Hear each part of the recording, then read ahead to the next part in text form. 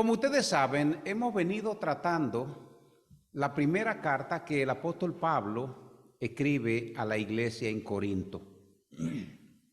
Y hemos venido tratándolo de temas en temas. El primer bloque escritural que nosotros tratamos fue el capítulo 1 hasta el capítulo 4, verso 21.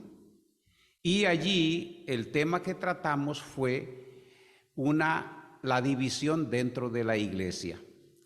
Pero encontramos también allí algunas otras cosas que también tratamos, como fue las salutaciones en la carta, también los recursos que los creyentes han recibido, y de manera especial esos recursos que recibió la iglesia de Corintio, porque en el versículo 4, a partir del versículo 4, Pablo habla de que a esos hermanos no le había faltado absolutamente nada en cuanto a ciencia, conocimiento y los dones espirituales. Pero, como todos sabemos, ese primer bloque escritural, esos primeros 4 capítulos, hablan de lo que era la división dentro de la iglesia. Nuestro segundo bloque está compuesto por los capítulos 5 y 6. Y como bien saben, ya tratamos el capítulo 5, que lo habíamos tratado con el tema de las lujurias o lo que pasa en la iglesia. El libertinaje de la iglesia fue el tema que tratamos allí. Hoy vamos a tratar el capítulo 6. Le anticipo que vamos a tratar desde el verso 1 hasta el verso 11. A partir del verso 12, entonces vamos a tratarlo en nuestro siguiente encuentro. Aquí vamos a tratar este tema con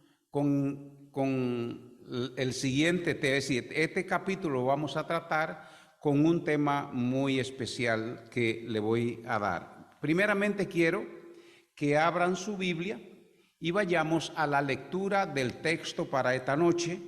El mismo se encuentra en la primera carta de Pablo a los Corintios, el versículo 1 hasta el versículo 11. Así que vamos a estar leyendo aquí. La palabra de Dios dice de la siguiente manera: ¿Osa alguno de vosotros, cuando tiene algo contra otro, ir a juicio delante de los injustos y no delante de los santos? ¿O no sabéis que los santos han de juzgar al mundo? Y si el mundo ha de ser juzgado por vosotros, ¿sois indignos de juzgar cosas muy pequeñas?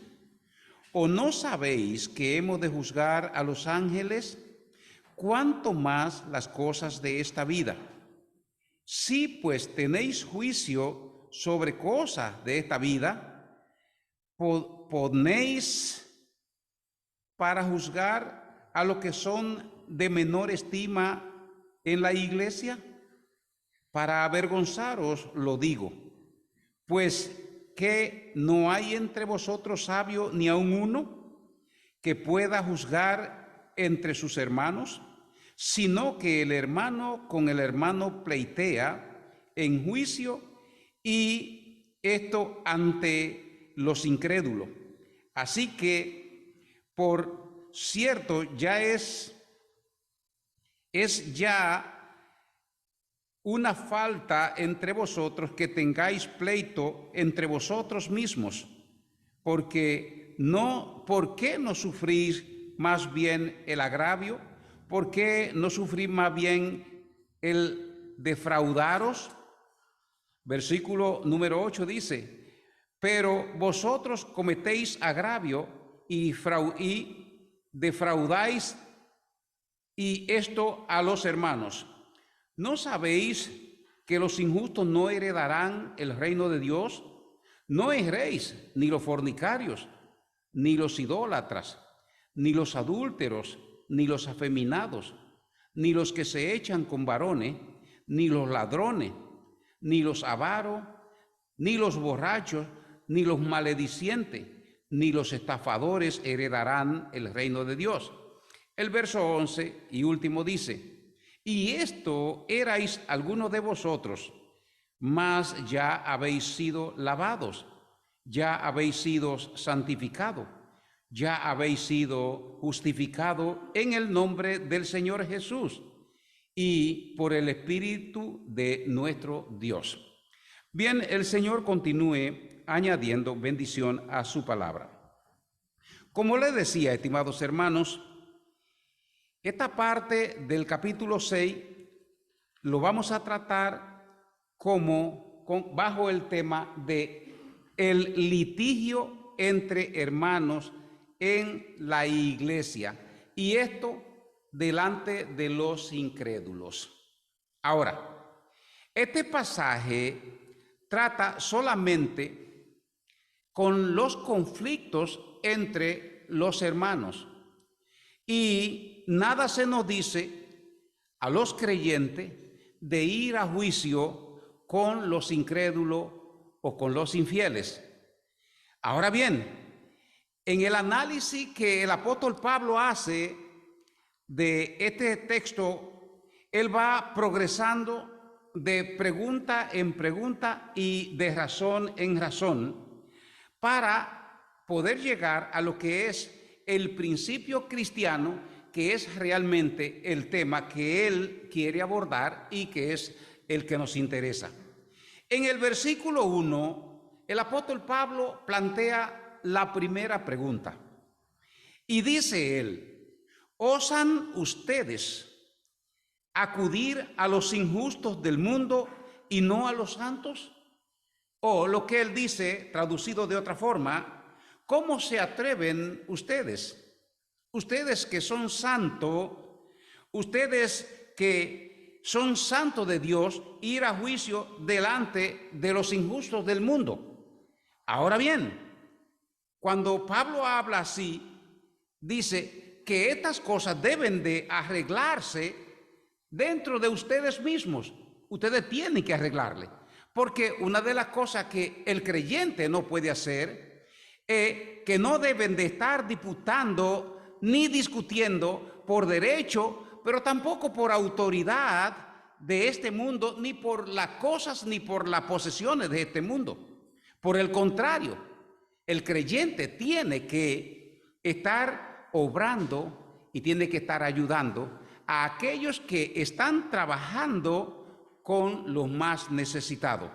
Y esto era lo que estaba pasando dentro de la iglesia de Corintio, en la que algunos de los creyentes de allí habían entablado juicio legal contra los otros y tenían litigio, por lo cual habían acudido ante los tribunales del mundo, habían acudido ante los jueces del mundo. Ahora, el punto era que las dos partes, ambas partes, no se ponían de acuerdo. Pero lo más importante de todo esto es que ambas partes también eran cristianos, y los jueces a los cuales ellos habían acudido eran incrédulos, o Pablo le llama en este punto, eran injustos. Ahora, el apóstol Pablo no nos está enseñando aquí que esos jueces incrédulos o inmundos no tenían la capacidad para establecer un juicio justo. Lo que Pablo está diciendo es que estos magistrados, estos jueces a los cuales los creyentes habían acudido, no tenían ninguna relación con Cristo, pero tampoco con Dios. Así que a los ojos de Dios no estaba bien que los creyentes vayan a juicio uno contra otro delante de jueces del mundo. Hay un texto bíblico que recordamos, es cuando el apóstol Pablo escribe la carta a los filipenses, y en el capítulo 4, versículo 2, escribe a dos colaboradoras suyas que habían trabajado estrechamente con él, y le dice: ruego a Evodia y a Síntique que sean de un mismo sentir en el Señor. Lo que el apóstol Pablo está diciendo, incluidos los creyentes de Corintio, es que cada uno de nosotros, los hijos de Dios, cada cosa que hagamos debemos de hacerla en el Señor, en el Señor. ¿Por qué razón eso debe de ser? Bueno, porque los creyentes que resuelven su diferencia ante el mundo reprochan y dañan el nombre de nuestro Señor Jesucristo y también el testimonio de la iglesia. En segundo lugar, los creyentes que resuelven su diferencia delante del mundo le faltan al Señor de un modo lamentable porque no rigen sus asuntos según la vida de Cristo y la ley de Dios. Pero en tercer lugar, los creyentes, el apóstol Pablo sostiene que tienen el Espíritu Santo, pero también tienen a los líderes de la iglesia a su alrededor para que lo ayuden a determinar, de acuerdo a la dirección y la sabiduría de Dios, lo que es mejor para ellos y para su iglesia. Ahora, es la voluntad de Dios que los creyentes que tienen conflicto busquen la guía del Espíritu Santo y busquen la ayuda de sus ancianos o de sus líderes de sus respectivas iglesias. Aquí hago una parte para decirle lo siguiente, y esto es muy lamentable, porque hoy día hay muchas iglesias y hay muchos hermanos que ignoran la autoridad de sus ancianos y realmente deciden hacer otras cosas y no recurrir a la autoridad que Dios ha puesto en sus ancianos y al conocimiento que el Espíritu Santo ha dado a aquellos que ha puesto por guía del cuerpo de Cristo, es decir, la iglesia. Esto me lleva al texto de Hechos capítulo 20, versículo 28, donde el apóstol Pablo reúne a los ancianos de la iglesia de Éfeso y le dice que debían de velar por ellos mismos y por todo el rebaño en el que el Espíritu Santo los había puesto como obispos para apacentar la iglesia del Señor, la cual costó su propia sangre. En los versículos 2 y 3, el apóstol Pablo va entonces a lo que es la segunda pregunta. Y él dice, ¿no conocen ustedes la autoridad alta y exaltada que ha sido puesta en ustedes? Así que al examinar estos dos versículos, 2 y 3, el apóstol Pablo va a plantear aquí con toda claridad que los creyentes deben de juzgar todas las disputas y cuestiones entre ellos, es decir, tienen que ser resueltas entre sí. Y él le dice que ellos tienen la capacidad de juzgar cosas pequeñas y todas las cosas de esta vida. Así que esta es la razón por la que no deben de ir a hacer juicio delante de las cosas o de los jueces del mundo. Además, porque deben de juzgar y gobernar el mundo venidero. De hecho, el apóstol Pablo dice que también el creyente participará en el juicio con los ángeles. Así que los creyentes en conflicto se degradan y pierden su dignidad como santos de Dios cuando ellos entran en conflicto. Así que la palabra que el apóstol Pablo utiliza aquí para juzgar, esta palabra quiere decir el derecho y el poder de gobernar.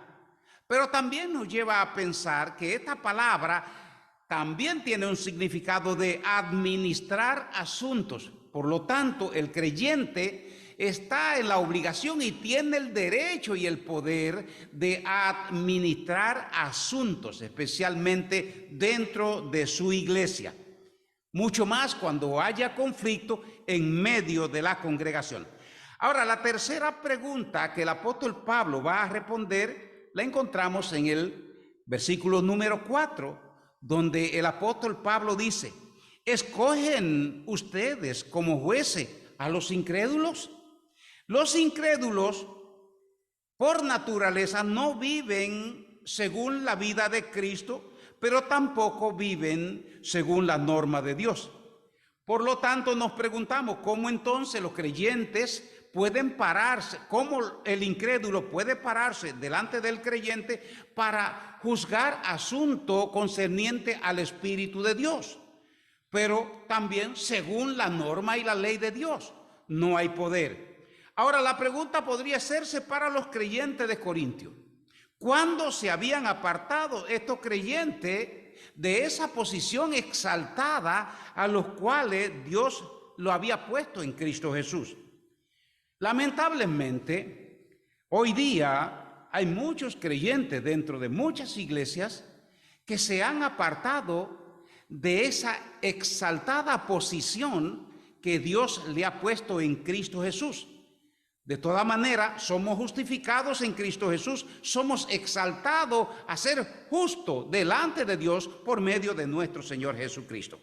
Así que cuando los cristianos tienen pelea, cuando tienen disputas terrenales entre ellos, resulta entonces inconcebible que aquellos que van a reinar, aquellos que van a vivir eternamente, traten de solucionarla recurriendo a tribunales dirigidos por incrédulos. Y Pablo lo trata aquí como jueces que tienen menos dignidad que los santos que están dentro de la iglesia.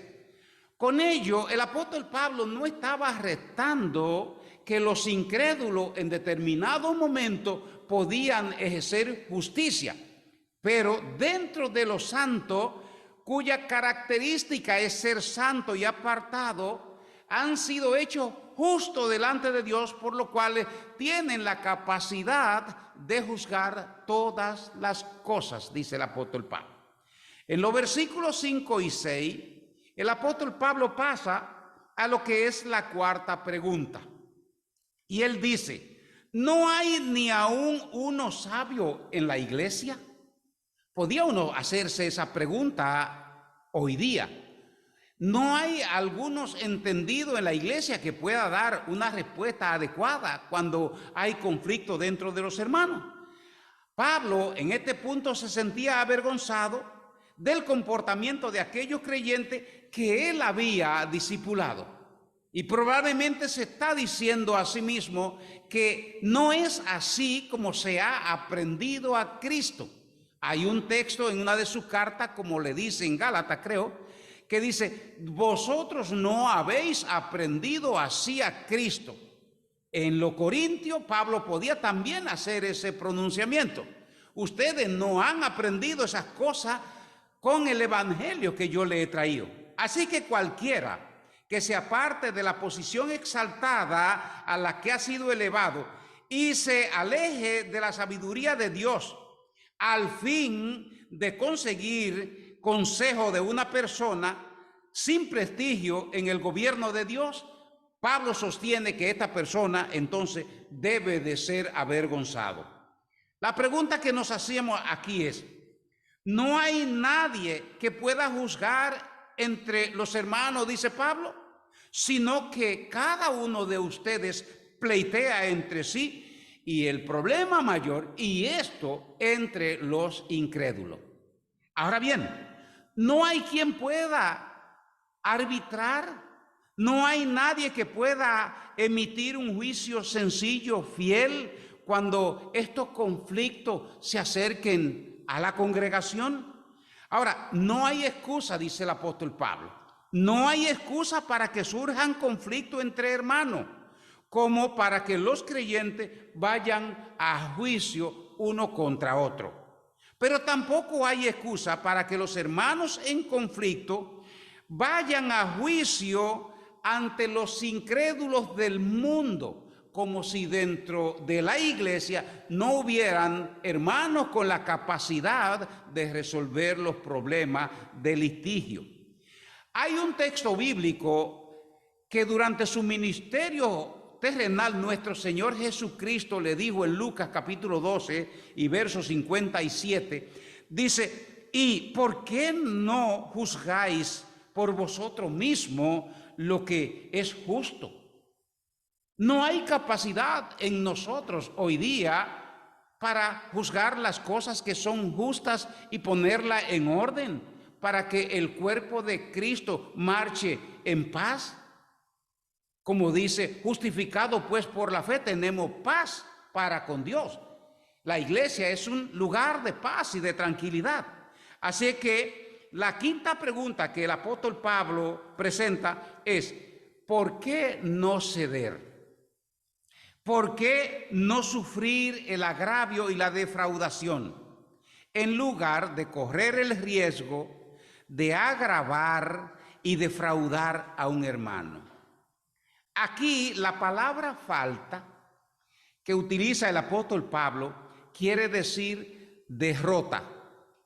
De hecho, lo que el apóstol Pablo nos está presentando entonces es que el simple hecho de participar un creyente en litigio constituye una derrota para sí mismo y para la iglesia. Y es una evidencia de la herida y del daño que pueden infligirse los creyentes uno a otro cuando entran en litigio. ¿Por qué razón? En primer lugar, porque las partes sufren dolor, sufren ira, sufren emociones encontradas y, por cierto, emociones muy dolorosas. En segundo lugar, la iglesia sufre la pérdida de su testimonio.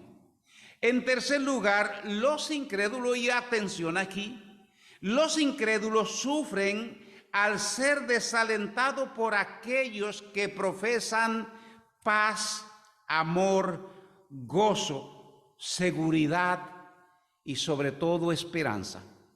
Realmente hemos oído muchas veces y a muchas personas que han dicho que para ello estar en iglesia donde hermanos o personas son de esta o cual forma, ellos prefieren no ser nada. Entonces es aquí donde realmente quien sufre es el cuerpo de Cristo. En cuarto lugar, Cristo sufre porque su pueblo no está sosteniendo en alto su fe y el testimonio que exige su palabra. Así que en este punto el apóstol Pablo consideró con tanta seriedad la culpabilidad de algunos de los creyentes en Corintio. ¿Por qué? Porque no querían tener ningún derecho para realmente resolver los asuntos, sino que pareciera que ellos querían poseer lo que tenían otros hermanos y para ellos habían recurrido a juicio en el mundo. En los versículos 9 al 11, el apóstol Pablo pasa a hablar de lo que es el carácter injusto de los creyentes. Y este bloque escritural es un tanto difícil porque tiene que ver con pecado que la mayoría de las personas creen y piensan que nunca van a provocar a Dios y que tampoco que Dios le va a condenar o le va a rechazar. Pecado que la sociedad de hoy día y la sociedad antigua lo aceptó, sea en mayor o en menor grado. El propósito del apóstol Pablo aquí no es de darnos una lista de pecados que indicarían que las personas, que los creyentes podían perder su salvación. No, porque realmente no existen esos pecados, sino, excepto el pecado que habló nuestro Señor Jesucristo de la difamación del Espíritu Santo. Aquí lo que el apóstol Pablo nos está dando es un catálogo de pecados que son típicos de las personas que no han conocido al Señor, pero que indudablemente podemos ver que alguna persona dentro de la iglesia pueden cometerlo. Ahora, persona cuya vida está caracterizada por semejante pecado, Pablo lo ha denominado que son injustos. Y por eso es que el texto dice, no erréis, no se equivoquen, porque los injustos no heredarán el reino de Dios. Y es una advertencia que está haciendo a la iglesia en Corinto para que ellos tengan en cuenta que las cosas de los litigios que están llevando a cabo no son de gente justa, no son de creyentes justos, lavados por la sangre de Cristo. Y Pablo sostiene que el que es injusto no va a heredar el reino de Dios. Pero él agrega entonces, no ignoren, no se equivoquen, por lo tanto, estos tampoco heredarán el reino de Dios. Así que Pablo comienza este versículo haciendo una pregunta que realmente en muchos casos nosotros debíamos hacerla a aquellas personas que aún no han sido lavadas con la sangre de nuestro Señor Jesucristo. Pablo pregunta, ¿no sabéis que los injustos no heredarán el reino de Dios? Si Dios es justo, y así lo sabemos nosotros, entonces nosotros debemos de llevar una vida justa y santa delante de Él. Ahora, Pablo sostiene que los que cometen tales pecados están ignorando la santidad de Dios, están ignorando la justicia de Dios y por sus actuaciones creen que Dios le va a perdonar. Ahora, parte de este error por el cual el apóstol Pablo trae esta lista de pecados fue lo que cometieron algunos de los miembros de la iglesia en Corintio. Y lamentablemente se siguen cometiendo hoy día, tanto en la vida secular y muchas veces también se cometen dentro del seno de la iglesia. Así que los pecados engañosos que estimulan la carne, con frecuencia la sociedad antigua, la sociedad de hoy, no lo percibe como falta delante de Dios. En este versículo, todos estos pecados que estimulan la carne son parte de la naturaleza caída del hombre. Por tanto, no son parte ni componen parte de la nueva naturaleza que hemos recibido en Cristo Jesús. Así que ya los creyentes de Corintio habían pasado por experiencia en su vida anterior. Es decir, en su viejo hombre, ellos habían vivido todos estos pecados, todos estos males, y ahora Pablo tiene que recordarle nuevamente que los que cometan tales pecados no pueden heredar el reino de Dios. ¿Por qué? Porque estos pecados son propios de gente que aún no han entregado su vida al Señor. Así que le advierte que una persona que practica estos pecados es injusta a los ojos de Dios, por lo cual no va a heredar el reino de Dios. La aplicación aquí es clara para cualquier creyente que quiera seguir viviendo una vida de injusticia, porque realmente va a caer en lo que es su antigua manera de vivir. El catálogo que Pablo nos presenta en los versículos 9 y 10 representa entonces los principales pecados morales. Siempre han representado a la sociedad impía. El primer pecado que nos presenta es la fornicación. Pablo dice, no ignoréis, los injustos no heredarán el reino de Dios, pero no se equivoquen, tampoco los fornicarios.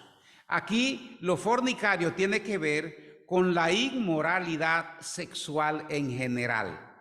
Pero cuidado, porque también tiene que ver con las personas solteras en particular.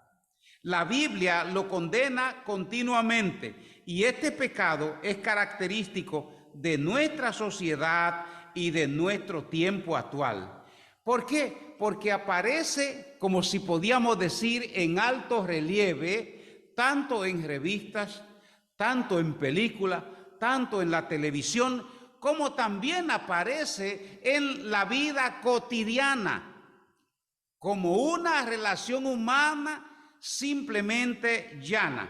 Pero la fornicación en cualquier forma es una abominación delante de los ojos de Dios. Y le digo, estimados hermanos, que debía hacerlo también para la sociedad y mucho más para el pueblo de Dios. Los que practican y los que defienden no han conocido la verdad y por lo cual, dice Pablo, no heredarán el reino de Dios. Ahora quiero hacerle una pequeña observación en esta clase de pecado. Los verdaderos creyentes que caigan en este pecado saben en su mente y en su corazón cuál es el daño que le causa, porque realmente es un mal pecado. El segundo pecado que nos presenta el apóstol Pablo en este bloque se refiere a los idólatras. Aquí se refiere a los que adoran dioses y a los que adoran el sistema religioso falso. No solamente a aquellos que se inclinen simplemente a imagen. Y otra vez hago aquí otra observación. Nuestra sociedad jamás había estado tan sumisa y tan dedicada como lo está ahora ante las falsas religiones, ante las falsas sectas y ante las falsas doctrinas que se están predicando por el mundo. Ahora parece que nada resulta extraño para que la gente pueda seguirlo y hacer multitudes de adoraciones. En tercer lugar, nos habla del adulterio. Aquí se refiere específicamente a los pecados de las personas casadas, que se permiten relaciones sexuales fuera del matrimonio. Ahora, debido a que el matrimonio es sagrado, este es un pecado de abominación delante de Dios. Y en el Antiguo Testamento, el pecado del adulterio era condenado con la muerte. Además de que el adulterio corrompe a los participantes, también corrompe y destruye a la familia. ¿Por qué razón? Profana la relación única y especial que Dios ha establecido dentro de la familia. En cuarto lugar, el apóstol Pablo pasa a hablarnos de los afeminados y de los que se echan con varones. Tengo que decirle, estimados hermanos, que en el mundo jamás habíamos vivido tal situación como la que se vive hoy día en este renglón. Aquí el apóstol Pablo se refiere en ambos casos al intercambio y a la corrupción de la actividad y de la relación normal entre el hombre y la mujer. Y queda incluido el cambio de sexo, la homosexualidad y cualquier perversión sexual que acepte la sociedad.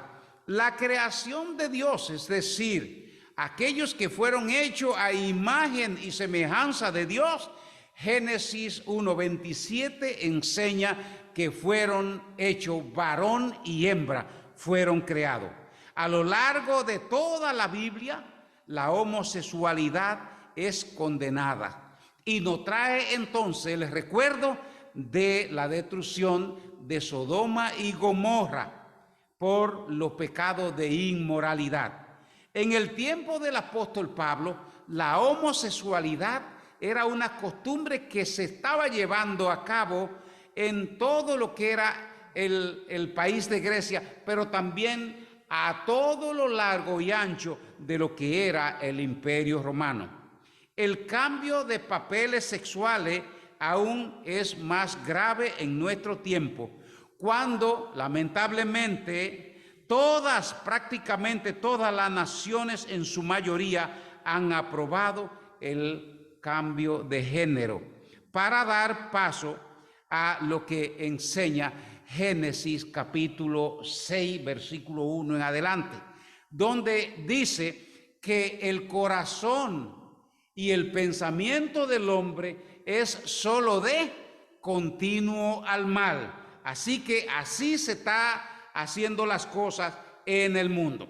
En quinto lugar, el apóstol Pablo pasa a hablarnos de los ladrones y los avaros. Y tiene que ver con el pecado básico de la codicia. Las personas codiciosas desean siempre lo que tiene otro. El ladrón en particular se lo quita. Ahora, la codicia es una manifestación de egoísmo, por lo que nunca la persona se siente satisfecho.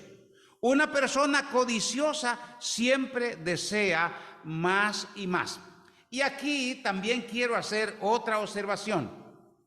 Y hay que tener cuidado, porque aquí es casi siempre que en nuestro tiempo nunca encontremos una persona que se sienta satisfecha con lo que tiene. ¿Por qué razón? Esto está incluyendo a cada uno de nosotros los creyentes. Si nos retiramos, nos hace falta dinero. Si trabajamos, nos hace falta dinero. Si tenemos mucha ropa, decimos que queremos más. Si tenemos zapatos, no le damos a nadie. Así es que eso es parte de la vida de egoísmo que la gente puede llevar. Así que no hay que ir a diestra o a siniestra, sino simplemente bajar la cabeza y tratar de mirar nuestras interioridades a ver si realmente la avaricia está tocando nuestra vida, está tocando nuestra puerta. De manera que la avaricia y el robo no son característicos de las personas que van a heredar el reino de Dios. Por el contrario, el apóstol Pablo está diciendo que no lo ignoren, porque ellos no heredarán el reino de Dios. Pablo pasa entonces a hablarnos de los borrachos. Aquí, este es un término que se puede explicar por sí mismo, así como los pecados anteriores que hemos venido mencionando. Y son tratados por la sociedad como que no es un problema serio. Ahora bien, cuando pensamos en este pecado, tenemos que saber que el alcoholismo en la sociedad se ha extendido hasta nuestros adolescentes, incluyendo alcanzar a nuestros niños.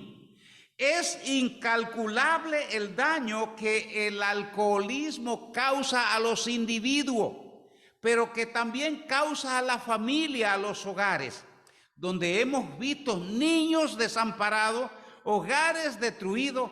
¿Por qué? Por el alcoholismo. Por tanto, estimados hermanos, mi consejo es que no dejemos de orar por aquellos hermanos que puedan presentar ese tipo de problema.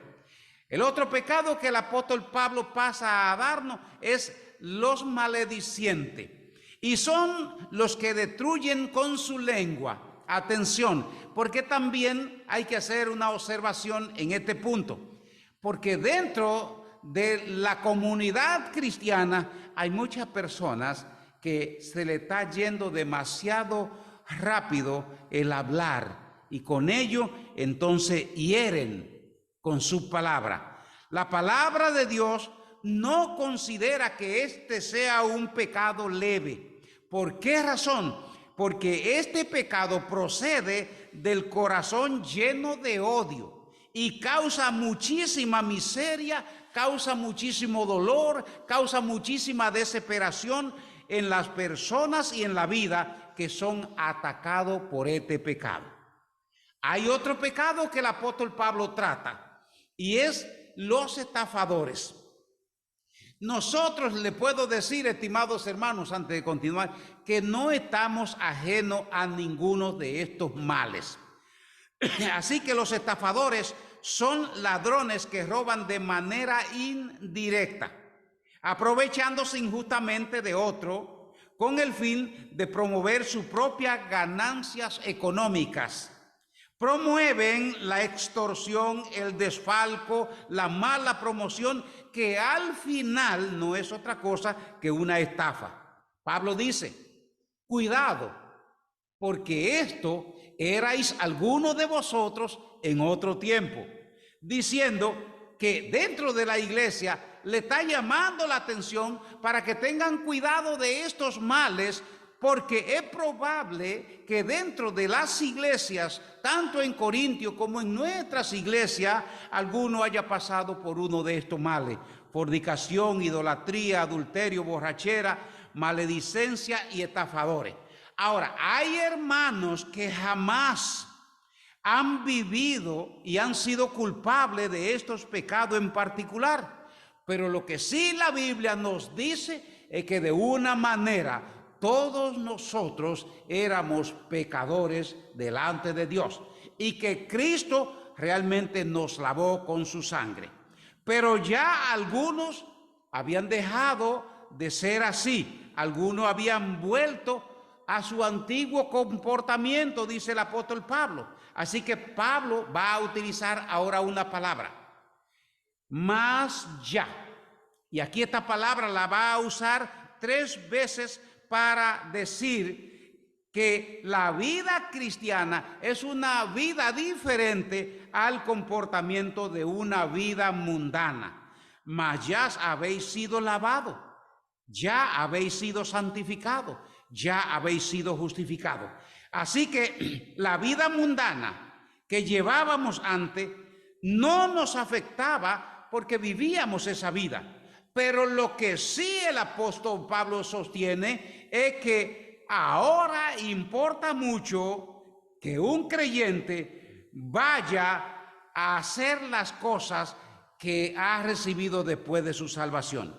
Se espera entonces que vivamos como corresponde a la limpieza, como corresponde a la santificación y como corresponde a la justificación.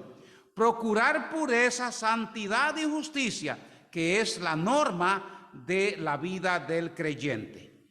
Pablo entonces tiene tres términos aquí. Dice él, ya ustedes han sido lavados. Ahora, lavado aquí se habla de una nueva vida, una nueva regeneración. Pablo escribe a Tito en el capítulo 3, versículo 5 de su epístola y le dice, nos salvó no por obra de justicia que nosotros hayamos hecho, sino por su misericordia y por el lavamiento de la regeneración y por la renovación en el Espíritu. Ahora Pablo dice, pero también ustedes son santificados. Y habla aquí de un nuevo comportamiento. Es ser hecho santo en su interior y tener la capacidad y el poder del Espíritu Santo para vivir una vida de justicia dentro del cuerpo de Cristo, que es la iglesia. Pero en tercer lugar, Pablo dice que ya también hemos sido justificados. Y aquí el apóstol Pablo habla de una nueva posición delante de Dios en Cristo Jesús. En Cristo somos entonces revestidos de justicia y Dios ve ahora en nosotros la justicia de su Hijo en vez de ver en nosotros nuestros pecados. Así que Pablo dice a los romanos que somos justificados por medio de la fe en Jesucristo. Y por eso entonces es que tenemos paz en Cristo. Somos declarados hechos una nueva naturaleza justa, santa, inocente y sin culpa, porque es el que justifica a los que son de la fe de Jesucristo. Así los creyentes en Corintios ya habían experimentado esa transformación. En el nombre de nuestro Señor Jesucristo, dice el apóstol Pablo, y por el Espíritu Santo de nuestro Dios. Así que la voluntad de Dios a la que Él se refiere aquí es que Cristo se entregó voluntariamente en la cruz por cada uno de nosotros. Así que su resurrección nos ha valido a nosotros ser lavado, ser santificado y ser justificado. Así que, estimados hermanos, es un placer, un honor que nosotros estemos viviendo esa vida de justicia delante de Dios.